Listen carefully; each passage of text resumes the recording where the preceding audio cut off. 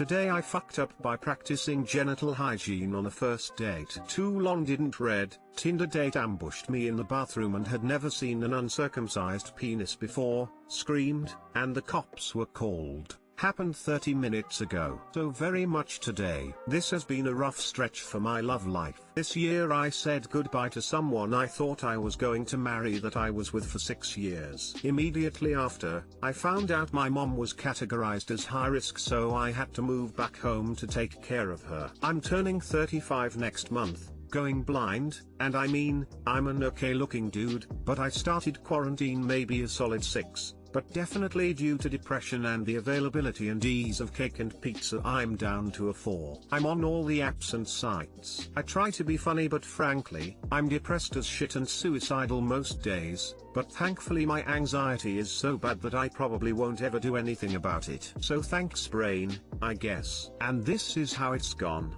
Tinder, lots of matches, almost entirely bots and people trying to get me to buy their OnlyFans. I've met a few really nice girls, but they ended up just wanting to chat, which is fair and I'm happy to have company, but I'm also out to date. Bumble, a few matches, but none went anywhere. Lots of Tumblr witches. Inge, OkCupid, plenty of fish. Lots of married women. No thanks. At this point, it's been 2 years since I've had sex. I haven't seen a boob this year, and I've never been blown. I even looked into an escort with disastrous results, the sharing of which still gets me called a simp every few days. Fair enough. So yeah, I'm willing to overlook a few red flags if it means I get a little attention. Enter my newest Tinder match. We'll call her Shauna since she looked like one I knew in high school, and that isn't even close to her name. Inspired by something I saw on I think Madame Smile about a dude showing a girl his Gundam collection. Her profile was about how much she loves comics. Well, I do too, so I offered to show her my Bane collection. And it worked. The conversations were great, they weren't one-sided, and she was actually attracted to me. Which, wow, okay, didn't see that coming. However, there were a few red flags. Most of her anecdotes that she offered for no reason were about how every guy she ever dated went crazy after knowing her, starting at age 7, she's 29 now. Which, okay, we all think our exes are crazy, right? I mean, I don't. I can't name many people that do. But okay, some do. But then one night I'm greeted with, last night you stopped talking to me at 11. Usually, it's closer to 11:10. Do you find me boring? Am I not interesting enough for you? Are you the type of guy that needs to talk to 100 different women? Frown frown frown frown. Well, I'm a creature of habit because I'm an insomniac, so I try to get ready for bed at the same time and wake up at the same time every day in an effort to not make my sleep schedule donkey punch my depression even worse than it already does. Needless to say, I'm a little squicked, but at this point, it's a very attractive woman who says she wants to meet up and has advised me to bring condoms. I'm going to ignore enough red flags to power a communist navy. She wants to meet at my place, which I told her no. She knows I take care of my mom, and even though we're in different parts of the house, hey ma, this is Shauna from Tinder, I'm going to break a dry spell in the other room. See you in about 3 seconds isn't great. Plus I'd rather meet a new person in public, such that it is, and though our options are limited, I've got to park up the street and we can get food delivered. She agreed to the compromise. And in person she was absolutely great. Mostly, she was funny, she found me funny. We walked in the park and just talked about life for hours. A few of the flags were coming back, most notably that her go-to I'm out of things to talk about filler was how badly her exes still want to fuck her, and some she would consider, but she's afraid they'd steal her dog. Direct quote. But you know, otherwise she's really nice and she keeps feeling up my leg, and I find my leg gross. So my penis is now firmly in control of the decision-making process. Then, Providence. Something I didn't think would be a factor at age 34. But fine, it is. My mom, a shut-in who hates everyone, who is vulnerable and never wants to leave the house, decided to go to someone within her work bubble's house. I quickly invite Shauna over. She quickly accepts. One of the cats likes her, one hisses. She sits down on the couch and puts on The Mandalorian, which, alright, I was hoping this is the lay, not the way. but good choice. I excuse myself to the bathroom because now that I'm close to a familiar bathroom, my god do I have to pee. And here's where it starts to fall apart. So, I'm not circumcised. When I pee, especially if someone is going to be interacting with my penis soon, I take a little extra time to wash it off with some warm water, a baby wipe or something. So far okay. But I fucked up in two places. First, I'm wearing tan pants. I hate tan pants. I'm always paranoid that I'll look like I pissed myself, so I always take just a minute longer to make sure everything is very dry before it gets put away. Second, I didn't lock the door. Normally, this is a big why didn't you lock the door, and yeah, in the future I will. But with the layout of my house, there's a front bathroom and a back bathroom. The front bathroom is right by the living room, the back bathroom is down the hall, through the master bedroom, and tucked away. I used the back bathroom because I am the type of guy that doesn't want to risk bathroom sounds on a first date. So I figured I didn't need to lock it because she'd have to cross the house to come get me and I'd only be 2 minutes. I finish up peeing and head to the sink. The second I'm done, I get rock hard. I have no idea how or why. It just happened. I haven't had a woman pay attention to me like this in forever, and no matter what I do, I can't calm down. I did the flex your thigh trick. Nothing. I thought of sad things, I thought of gross things. Nothing. So I just rolled with it, got to washing, started drying, and I heard my bedroom door open. I knew the bathroom wasn't locked, so I quickly tried to put it away, but my tan pants are also fairly tight, so at this point, the best I can do is turn a bit and try to hide myself while I calm down enough to put it away. Sean opens the door. You've been gone forever. What are you doing? I'm just cleaning up. I'll be right out. Just need a couple of seconds. No, you invited me back here. I'm watching a dumb fucking TV show and you're in the bathroom for half an hour. It had legitimately been 2 minutes or less, and now you've got your back to me like some kind of a weirdo. What are you doing? She crosses the room and turns me around, and yep, still rock hard. Now I figure I can own it, I can say nothing, I can apologize. Or she begins to scream. I'm now trying to turn away from her and put it away as quickly as I can, but she's holding me still and just staring at it like some sort of lab specimen. Thankfully, this is helping my boner go away. She screams more. I don't know what you want. What can I do? What the fuck is wrong with your dick? What? Are you inbred or something? What the fuck? No more help needed. I gently start to zip up, but she grabbed it, looked at it, and screamed again. And I mean, bloody murder scream.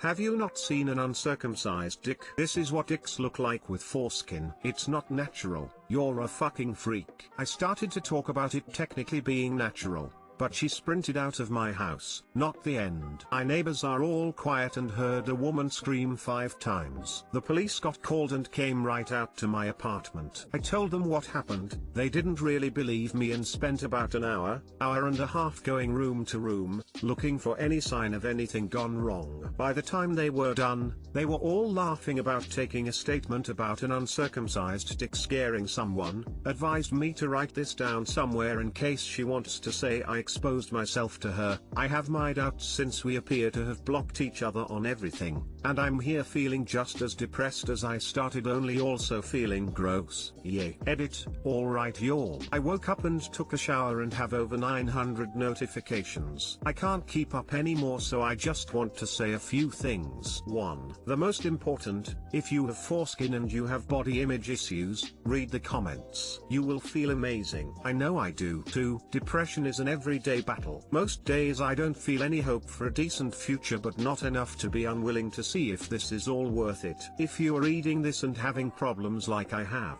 reach out. My inbox is full of people making sure I'm alive. People care about you, even ones you don't know. 3. Yes, this happened. I tried to tell it in an amusing way because I'm trying to be a writer and I like writing the way my brain narrates things. At the end of the day, when I started writing this post, I felt awful. I miss feeling sexy and desired, and I already have body issues, so in the moment, things were monumentally worse. I didn't want to date again. Talking to women was a waste of time for a guy like me.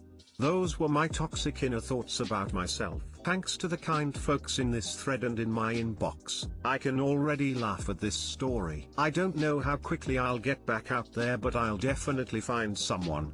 Let's be kind and say more compatible. You are great people to take time to make sure I'm okay. I don't know that I am, but I'm here and still fighting, and I will be. 3.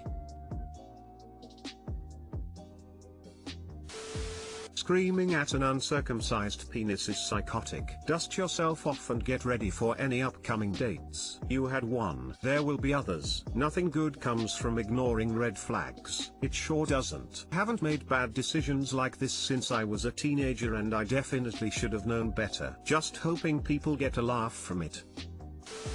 See you in 3 seconds. Smiley face, smiley face, smiley face, smiley face. That story was absolutely crazy, dude. Like, what the fuck? Honestly, it was a blessing that all that happened. I get that you haven't had sex in a while, but she seemed absolutely insane. Might have actually dodged a bullet big time by not following through with the act. This was both a day I fucked uply written, by the way. Thank you. I'm trying to be a writer, so I figured I could retell my horrific day in an amusing way as practice.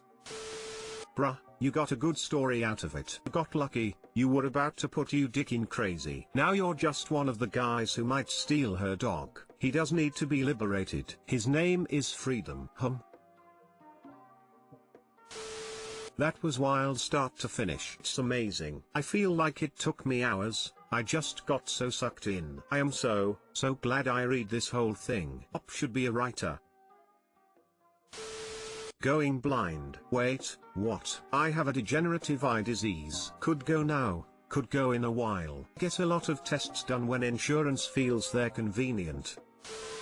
Today I fucked up by not taking a second to think after my son came out to me. My husband and I have always had an inkling that our son was on the LGBTQ spectrum. My son coming out to me was not a shock in the grand scheme of things. I went up to my son's room to ask what he wanted for dinner. I knocked and went in. I was tired after work and things weren't really registering. He just said, "Mom, I'm gay." For some reason it just didn't register that he had just told me something so major for him. I don't know what part of my brain thought this was a good idea, but I just said, "Okay, do you want pizza for dinner?" It took a few minutes for me to realize what I said and that I did not react properly. I went back to him and apologized and gave him the whole "I love you" just the same spiel, and we laughed about my reaction, but I'm still so embarrassed and mad at myself. Definitely wasn't the way I had always planned to respond. TL doctor was tired after work and said okay and offered my son pizza after he came out to me.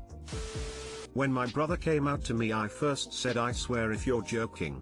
And he insisted he wasn't. He's a snacky little shit. It wouldn't have surprised me at the time if he was. And I just said, "Well, that's cool." When that answer seemed lackluster to him I just answered back with, "You're still a giant pain in the ass, so I'm not sure what's different. Love you the same as I did 10 minutes ago." Edit. 1. Thanks for all the pain in the ass jokes. It's very much something my brother would respond with. 2. Just want to add that I was the first to be told. The rest of his coming out was more funny but also lacking any dramatic response from my family. Mostly accidental texts and just assuming everyone knew already. Pretty sure he left gay porn up on my dad's computer, and my dad was more concerned about if the site gave his computer a virus. Today I fucked up by eating 8 chocolate fiber bars before a long car ride with family and experiencing the most absurd gas leak in history. This happened a year ago, but I just remembered this horrific event and the poor victims that never fully recovered. I was set to go on a 10-hour road trip through the interior of British Columbia, and with me were 2 of my cousins and my uncle. However, before our 6 AM start I decided the night before to wolf down these chocolate chip fiber 1 granola bars that had something like 75% of your daily fiber intake. These things were crazy good and I ended up eating an entire 8-pack of them in one sitting. After that I went to sleep and woke up in the morning to a bloated stomach but felt fine otherwise. 45 minutes into our ride the cramps began. My stomach grew larger and larger and I ended up needing to remove my seatbelt and undoing the zipper on my jeans to give it more space to expand. My cousin next to me couldn't believe what he was seeing. He said it was like the blueberry scene from Willy Wonka. I couldn't hold the gas in any longer and asked my uncle to pull over.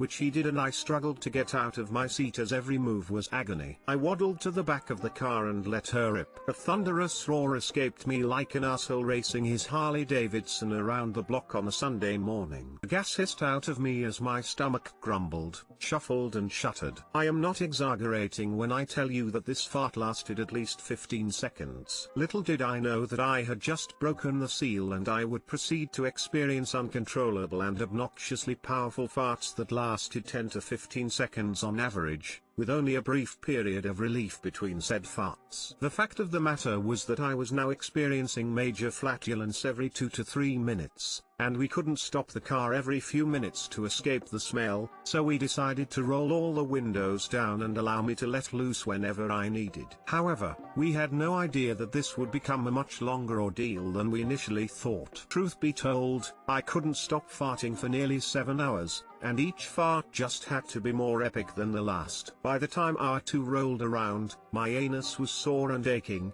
and my insides feeling like shards of glass were ripping through me. And the smell had become so overpowering that we had to stop at a gas station and buy as many air fresheners as we could. I took one of the air fresheners and sat on it in the hopes that each fart will be freshened up. Instead it just smelt like rotten eggs and bine. My cousins and uncle resorted to using Vicks around their noses to stop the smell. Pain from constantly farting brought me to tears at one point, and I realized how ridiculous it must look to see a grown man crying while farting non-stop. At hour 4 disaster struck. I stopped farting, but I was still swelling with gas. I knew I was plugged up, and if I didn't do something soon the pain is going to become unbearable. We stopped at a coffee shop and I ran in to use the bathroom. I gingerly sat down on the toilet and gently pushed, but the pain was too much. I resorted to pushing on my stomach to help things along, and suddenly I felt this wave of pressure hit me that made my butt cheeks break into a cold sweat and start to tingle. Suddenly,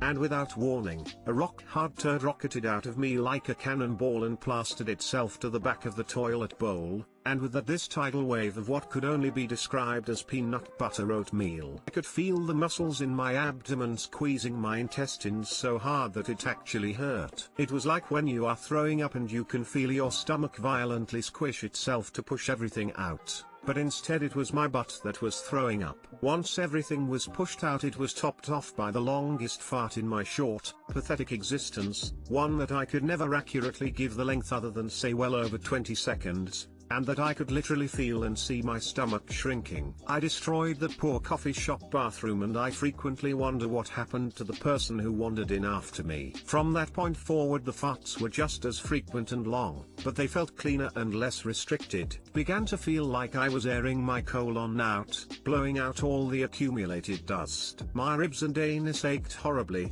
but I was starting to feel euphoria wash over me that I assumed was just the endorphin rush my body was giving as a way to protect my fragile mind from this ridiculous ordeal. By the time hour 7 rolled around, my farts had slowly faded away, but the smell permeated my clothes and the seat behind me. The family had gone through almost an entire container of Vicks, and they appeared to have survived the ordeal, but I could tell that a part of them was broken that could never be fixed. It was as though they felt violated by having to breathe in my butt breath for 7 hours. And I knew my uncle was upset that his car's interior would never smell the same again, as it already smelled like hot garbage by this point. We eventually arrived without incident, and we refused to speak of this event. Things were never really the same between all of us after that, and I have a feeling none of us will ever touch eggs ever again. They already ate enough of my farts. They don't need a reminder. I should have never eaten that much fiber. I had no idea it was capable of that. Too long didn't read. I ate too many fiber bars and ended up gassing my family nearly to death over 7 hours in a car. I made the scientific discovery that your body can produce ridiculously large farts at an alarming rate. 15 seconds farts on average, with an average rate of 1 fart every 3 minutes. That means I was farting an average of 300 seconds an hour, or 2100 seconds over 7 hours. I farted for 35 minutes. Lamau. Edit. I am glad that we can all laugh at my fart attack and the pain and suffering that comes from it,